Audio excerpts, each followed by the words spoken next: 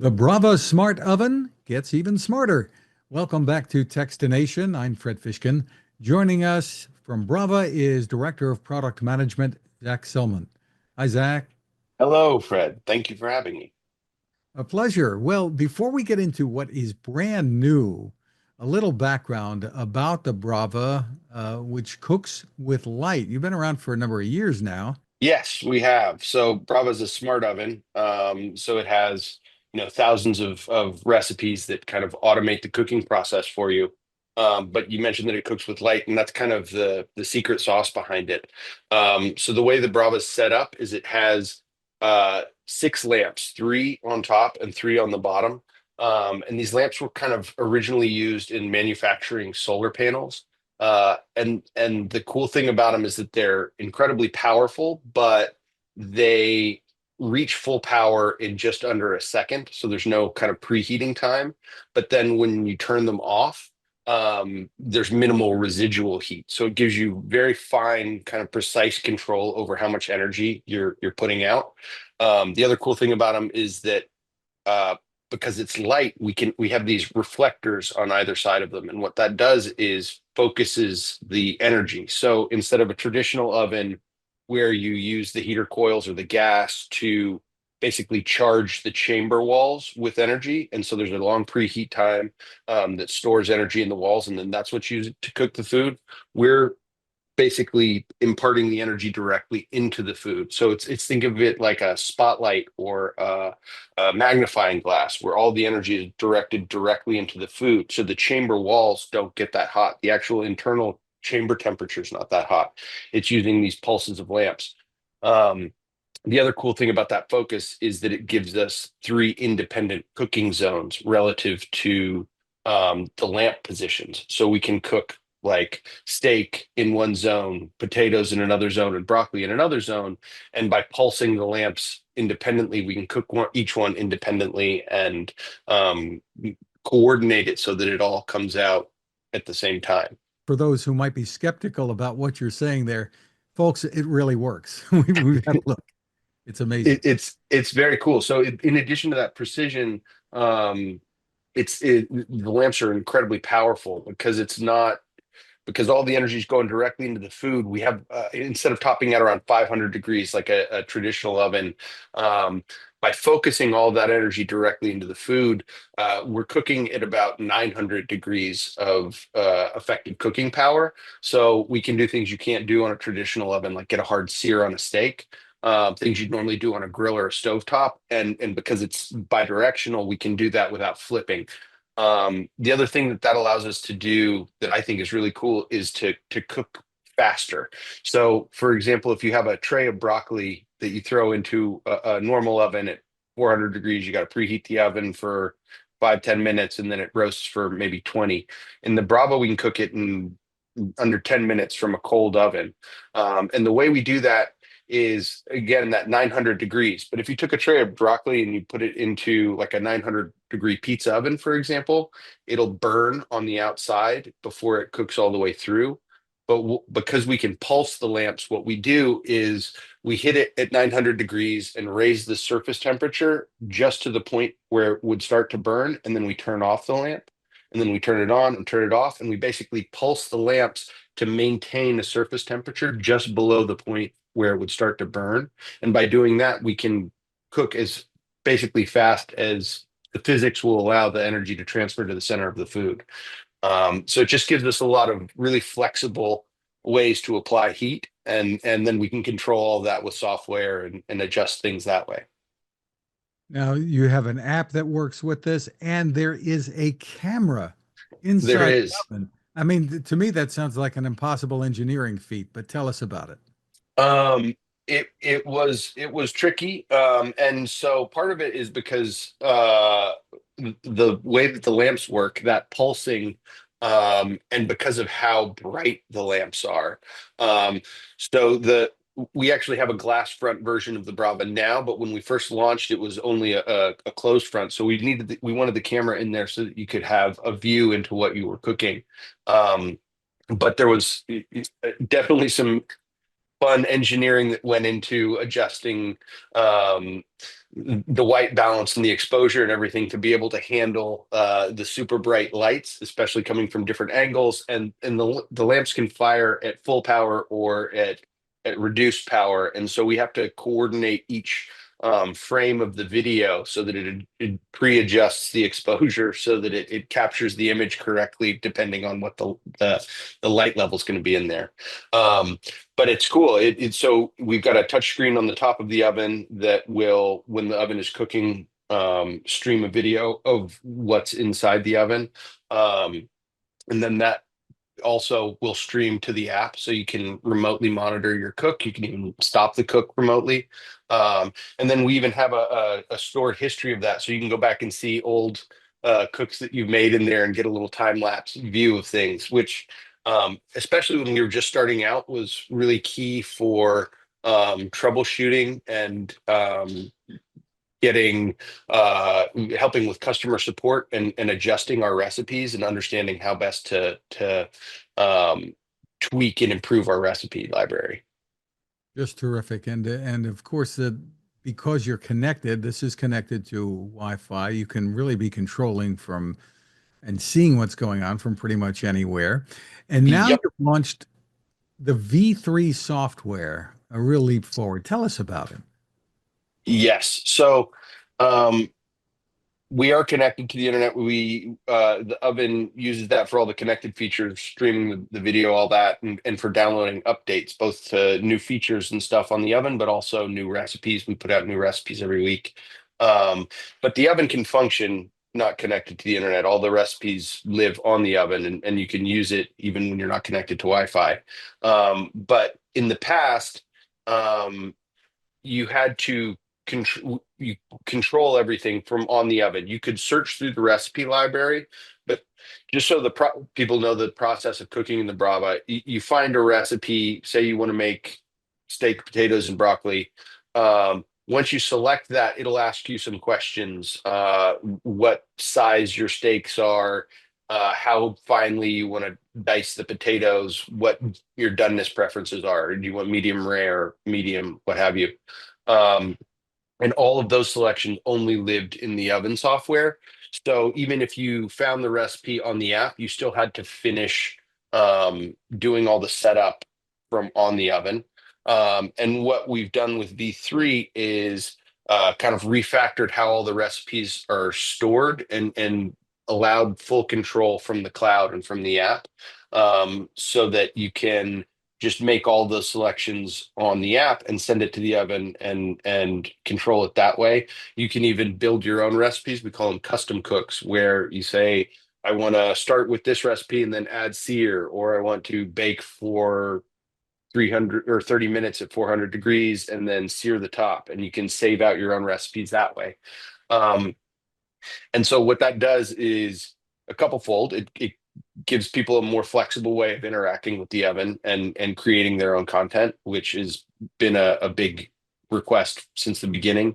But it's also opened the door for helping with assistive technology. So about a year or two ago, we started realizing that a lot of the benefits that the Brava has, the safety aspects, the fact that you can do things you do on a stovetop, but without having to deal with open flames, that it doesn't get hot on the outsides of the oven, that it doesn't have to preheat and that it automatically shuts off. There's a bunch of these things that were really helpful for people that have various disabilities.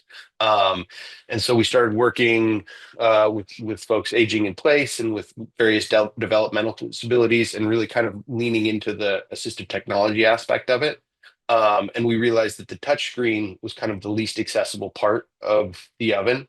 Um, and so what we were able to do by pushing it to the app is now we can tie in with accessibility tools like VoiceOver and TalkBack on iOS and Android, which are screen readers, so that people that are blind or low vision can use the screen readers on their phone, make all their selections, get all the instructions, and set up their cook on a cold tray, put it into a cold oven, and control it entirely that way. Which I'm really excited about.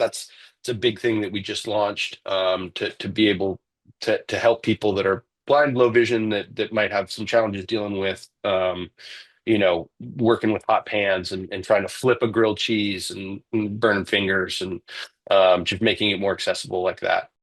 Hello, my name is Zac Selmon. I'm the head of product at Brava. Well, hello, my name is Fernando. I work for the Lighthouse for the Blind and Visually Impaired in San Francisco. And as we started looking into assistive technology, we quickly realized that the least accessible aspect of the product is the touchscreen on top of the oven. So we started looking into being able to support fully controlling the oven from the phone so that it could work for people that are blind and low vision and that can work with screen readers.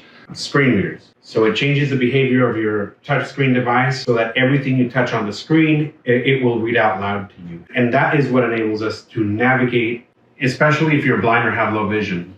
There's a lot of guesswork that goes into a cook. Using the Brava takes all the guesswork out of that. I'm going to double tap. Grilled cheese preset. And it opens a recipe. From here, I can customize the recipe. Wide selected.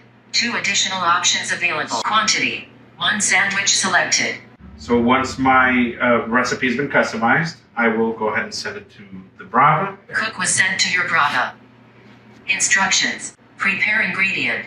Use white bread. Add cheese and other fillings as desired. Then close sandwich. Spread butter on both sides of sandwich. Fill zone S on indicated tray. Place white grilled cheese on zones 2.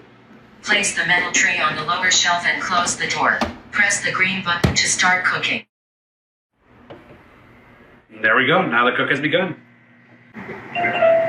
Notification. Brava. Cook complete. Oh, that smells good. All right. Grilled cheese cheers. Grilled cheese cheers. We're really excited to get this out and in people's hands. And this is just the beginning. We're going to keep working as hard as we can to continue to make this the best way for people to cook at home. So thank you. Thank you. Just really, really terrific, Zac, what you're doing. And, it comes to mind that this really is opening all kinds of doors for people and for techies, because there's more to come on how you can use this, right?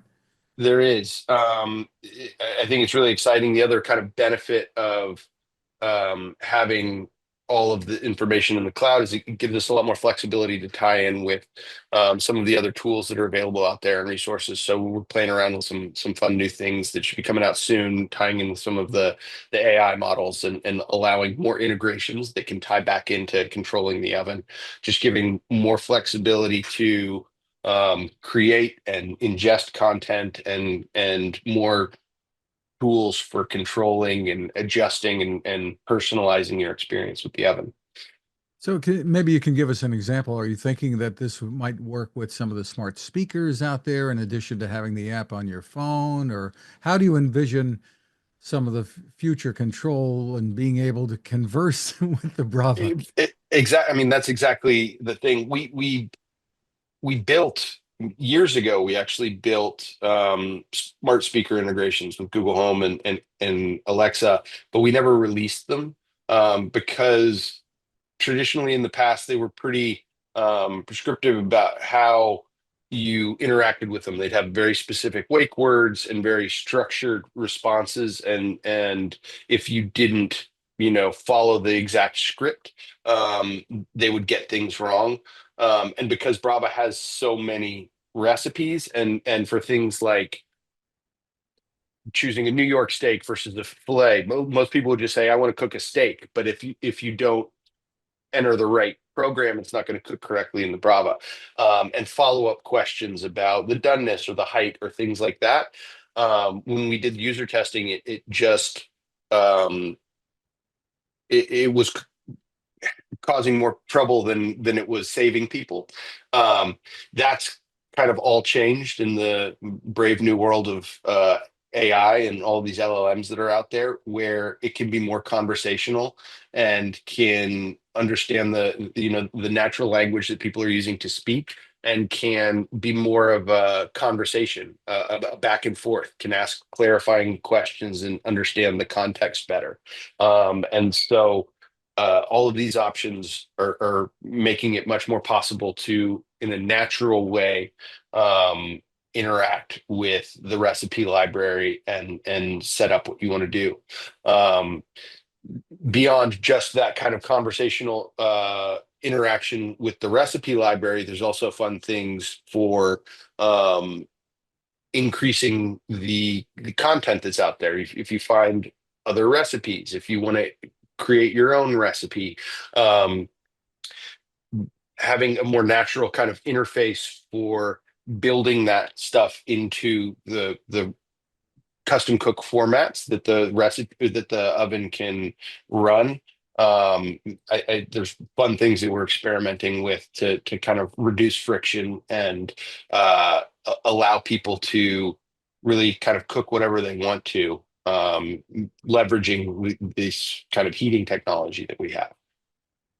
Sounds really terrific. And any idea when some of those capabilities will start to be available? And will they be available to people who've had their ovens for some time? Uh, they will. I mean, so even this new update, all the updates get pushed out to the entire fleet. There's no new hardware or anything that's required for all of that. We're in the testing phase with some of the stuff. We're playing around.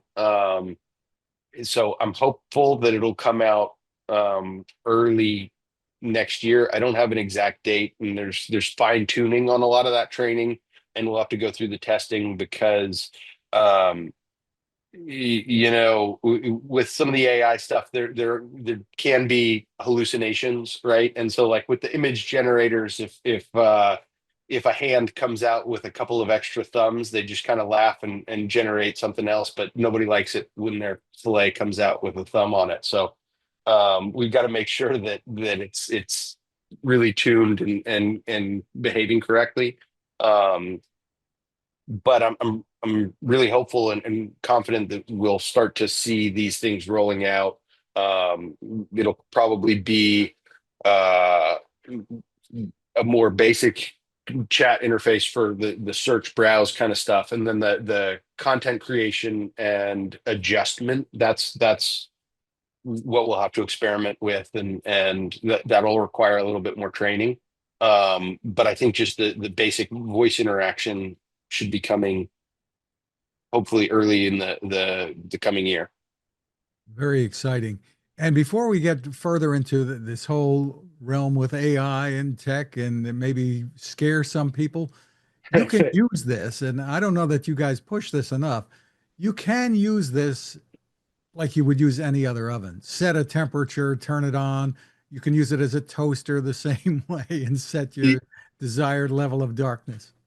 Exactly. We call them our manual modes. So we have bake, which will just bake like a normal oven. You set your temperature and your time, and um, it's interesting. We call them manual modes. It's really an emulation because, like I said, the chamber isn't actually getting to 400 degrees, but we've tuned it so that we figured out the right pulsing of lamps to get the same results as if it were in a 400-degree chamber, even though it's still cooking with these pulses of lamps. We've got an air fry feature. It works great as a toaster, like you said. Um, the ones that I use the most is our reheat feature. I don't know if you've had a chance to try that yet. It's kind of amazing. So, when you reheat leftover Chinese food in the microwave, it's fast. It'll take a couple minutes, but it kind of steams it from the inside out. And so it actually dries it out while also making crispy things kind of soggy. Um, Brava, on the other hand, is almost as fast. It's usually maybe a minute longer than you would take in a microwave, but because it's real infrared heat, it actually kind of rejuvenates it. It recrisps it up. So leftover pizza um, or Chinese food, it crisps. It's like new again. Same with frozen foods. I make chicken nuggets for my kids. If you do it in the oven, it takes 10 minutes to heat up and 20 minutes to cook. In the microwave, it's a couple minutes, but it's really rubbery. This is about 5 minutes and totally crisp and delicious. Um, you've got a sear mode, which is like an instant power broiler. It's kind of like a salamander, but from top or bottom, and you can control which zones you want it to go, which if you just want top or bottom. You can make rice in it. You can slow cook in it. You can dehydrate. You can do all that stuff. So it's really versatile. And And you like I work with mentioned, some great chefs. I was going to say some great chefs are working with you to create recipes for this, and we do. everybody in your whole community can chip in too, right? It's true. So we've had a bunch of pretty amazing chefs working with us that helped to build up this whole recipe library. I think we're almost to 9,000 recipes now. Um, but some of the most fun things that we've had, we've got a community. I keep talking about the custom cooks. So we've had users that have figured out how to do things that we never would have thought of. We had one user that figured out how to make ghee, clarified butter in their oven without having to stir it. Just it's finicky making your own ghee, and ghee is expensive, but it usually requires, a mix of adjusting the heat and stirring and letting the solids kind of uh, strain out. And he just figured out how to throw a couple sticks of butter into the pan, heat it, let it melt and cool down, and then heat it again, cool down, and built this program for just one touch creation of ghee. He saved it to the community, and it's been downloaded thousands of times, and people are making ghee, every week and using it for all their cooking. So the community aspect is very cool.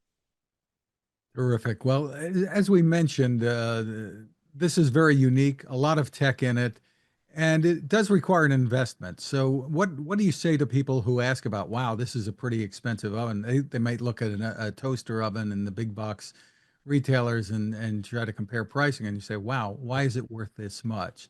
So, tell us about that and the availability and pricing today. Yes. It's in the smart oven category, or it's about the size of a toaster oven, and people make those comparisons, but it's really just a very different product, right? It replaces so many other things, the things you'd normally do on a stovetop, making a grilled cheese without flipping.